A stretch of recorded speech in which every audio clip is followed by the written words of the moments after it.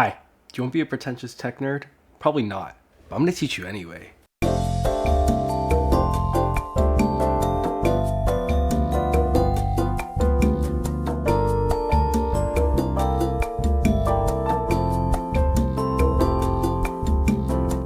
When programming, there's two main pieces of software we interact with. The first is the code editor, and the second is the code interpreter.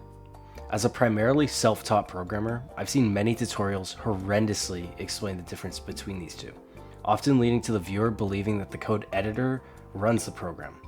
However, this isn't true.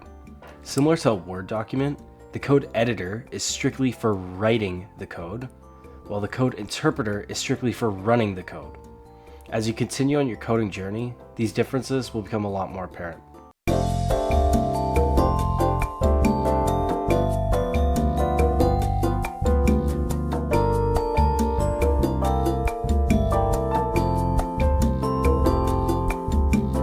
Alright, so we'll start by installing Visual Studio Code. Now, I chose to use Visual Studio Code for this tutorial because it's something I personally use. I find the software just works really well. It's very easy to use and it's quite popular. So you'll see a lot of resources online for it. Unfortunately, I don't own a Mac computer, so I didn't.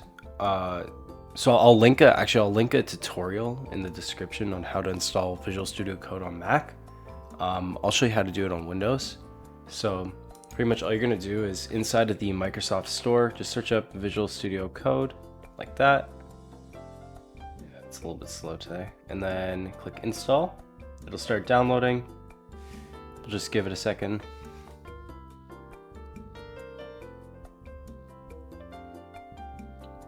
Taking a bit longer than I thought. Didn't think it'd take this long.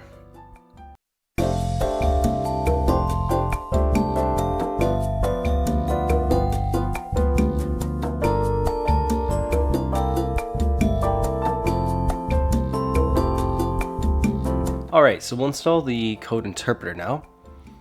As I said earlier, the code interpreter is strictly for running the program, not writing the code. This will make more sense when we actually start using it. And this might be a little bit different between operating systems. Again, I'm on Windows, so I'll make sure to leave a video for Linux and Mac in the video description, okay? So in your browser of choice, you're gonna go and search up www.python.org, enter. Now, once you're in this website, go to the Downloads tab and click this button here. You'll see download for Windows, and this version number likely will be different depending on when you watch it, but it doesn't matter too much. Just click that. You'll see it starts downloading. You can see a little 1 because this is my second take of this, by the way. Anyways, we're gonna open it. Now, before you click install or custom installation, you're gonna go down here, click add python.exe to path. If you don't know what that means, it'll make a bit more sense later when we actually start coding. And I'll go into more depth on that a bit later. You don't need to give it admin privileges though. But next, we're just gonna click install now.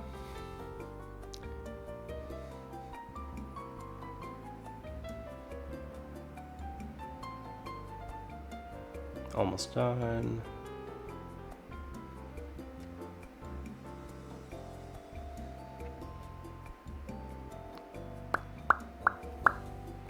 All right, there we go. And the last thing, open up your command prompt or Linux terminal or whatever Mac uses, and just type in Python, just like that. And if it shows Python and then some version of Python, again, yours will likely be different than mine, and brings you to the terminal like this. But if it does this, then you're right. You got it installed properly and you can move on.